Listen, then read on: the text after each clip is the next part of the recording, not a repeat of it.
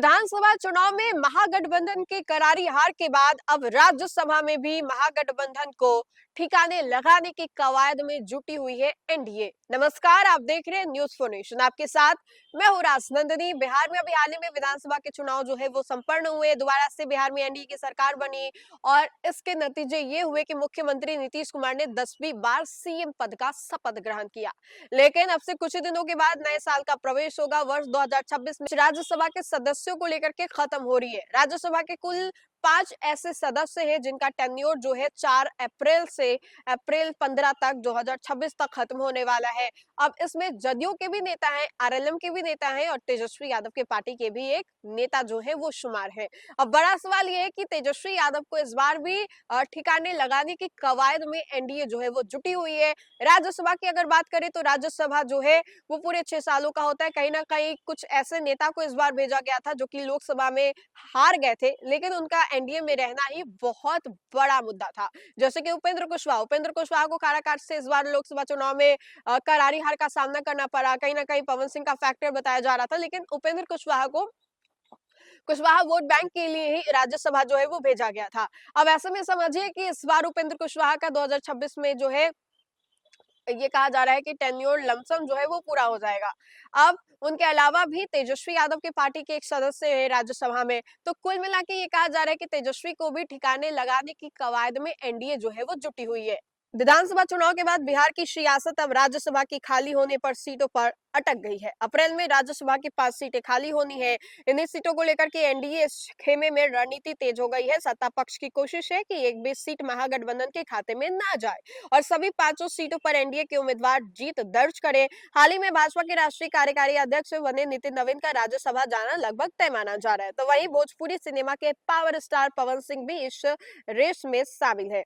विधानसभा के मौजूदा अंक गणित पर नजर डालें तो एनडीए की स्थिति मजबूत मानी जा रही है। राज्यसभा की एक सीट जीतने के लिए करीब 41 विधायकों का समर्थन जरूरी है। संख्या बल के हिसाब से महागठबंधन के पास फिलहाल इतनी ताकत तो नहीं दिख रही है कि वो एक भी सीट सुरक्षित कर सके। इसी वजह से राजनीतिक जानकार मान रहे हैं कि इस बार राज्यसभा में भी तेजस्वी यादव को करारी राजनीतिक मात मिलने वाली है। एनडीए के भीतर सीटों के बंटवारे को लेकर के मंथन जारी है। चर्चा है कि जदयू के खाते में 2 सीटें जा सकती है, वहीं भाजपा को भी 2 सीटें जो है मिलने की संभावना है। इसके अलावा एक सीट लोजपा रामविलास को दिए जाने की अटकलबाजियां हैं। हालांकि इसके लिए चिराग पासवान को अपने सहयोगी दलों को साधना होगा और एनडीए के नेतृत्व की सहमति जो है वो जरूरी होगी।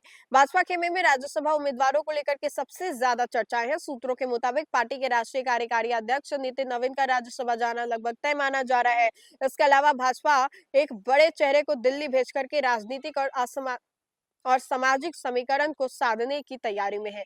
इसी कड़ी में भोजपुरी सिनेमा और राजनीति में सक्रिय पवन सिंह को भी नाम लेकर के हलचल काफी ज्यादा तेज है। माना जा रहा है कि पवन सिंह को भी राज्यसभा भेजकर भाजपा पूर्वांचल युवाओं और भोजपुरी भाषी वोटरों को एक बड़ा संदेश देना चाहती है।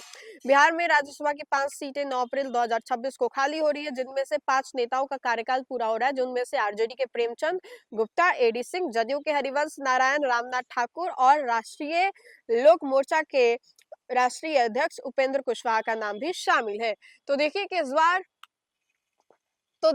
बार जो रणनीति बनाई जा रही है राज्यसभा को लेकर के, उसका अगर हम आंकलन करें तो उस आकलन में भी यही निकल रहा है कि कहीं ना कहीं इस बार भी तेजस्वी यादव के पास उतना बहुमत नहीं है।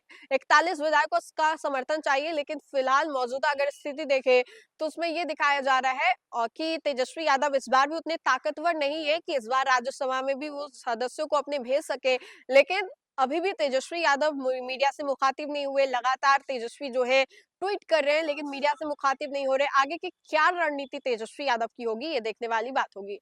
तो फिलहाल के लिए इस खबर में इतना ही। खबरों का सिलसिला लगातार जारी रहेगा। देखते रहे न्यूज फॉर नेशन। बहुत बहुत शुक्रिया।